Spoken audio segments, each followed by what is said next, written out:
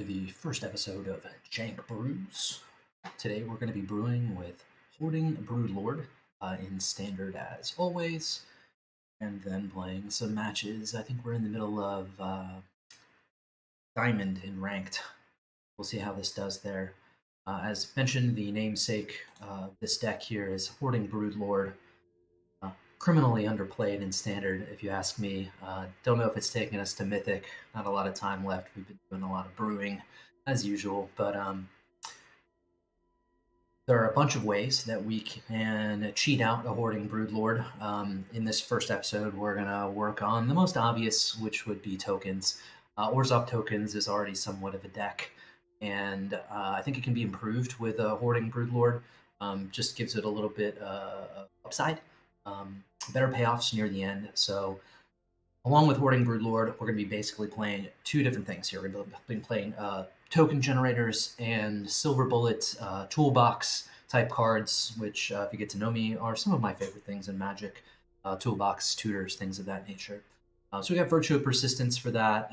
Virtue of Loyalty obviously plays well with the token theme. We're playing a one-of copy of Depopulate. Seems counterintuitive, but under some circumstances, particularly in standard best of one, where we're going to be up against a lot of mono red and a lot of mono white, and maybe even dinosaur decks where they're likely to get bigger than us fast, it could be kind of convenient to bait them into depopping. So we're going to run a depop. This is Jank Brews. Listen, we can do what we want, right? Wandering Emperor is just a great token card. Helps keep us alive. Beseech the Mirror also plays well with tokens and is also a way to get us into a Broodlord or potentially just cast that Depopulate if we need it. Maybe a little cheeky, but again, that's what we're here for. Bloodletter of Alcazatz, I think, is just a really fun tutor card off of Broodlord, particularly if you know you can attack in the air the next turn. It's also good for a deck that goes wide with tokens, just a means by which to push through some damage. So in the token generator slot, most of the things here at 2 and 3. I love Sanguine Evangelist. One, it creates a black bat token when it enters or dies. And it has Battle Cry, another great way to push through some damage with the token deck.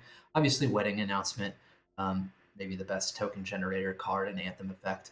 Lord Skitter debated even playing a third copy because its wrap tokens generate each turn, and you can exile cards from your opponent's graveyard, particularly useful against some of these like newer bug reanimate decks. Sometimes it's a little slower than you need on the draw, but maybe you get their best payoff.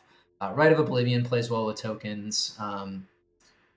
Jadar and Resolute Reinforcements is what you want to be doing on turn 2, because if you can play a Jadar or a Resolute Reinforcements on 2, and you can play a Sanguine Evangelist or a Lord Skitter on turn 3, you can play a Hoarding Broodlord on turn 4, assuming none of them get. So there's potentially an argument for playing, if we're really going all in on Broodlord, more Sanguine Evangelists and Lord Skitters over something like Wedding Announcement, because that second token doesn't enter the battlefield until the end of turn, meaning you wouldn't be able to play Broodlord until 5. But for the time being, that's our path to Broodlord on turn 4. It's Jadar or Resolute Reinforcements into Sanguine Evangelist or Lord Skitter the following turn.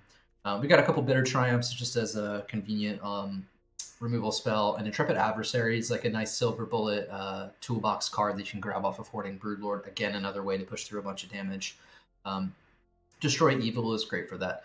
Enchantment, there's a lot of enchantments, especially in the Domain deck, which I think we're kind of weak against, being honest here. March of the Wretched Sorrow and Cut Down are just rounding out removal.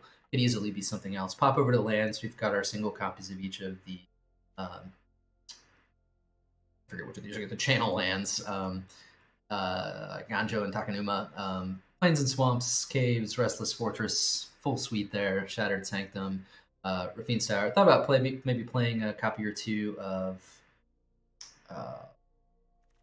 ones.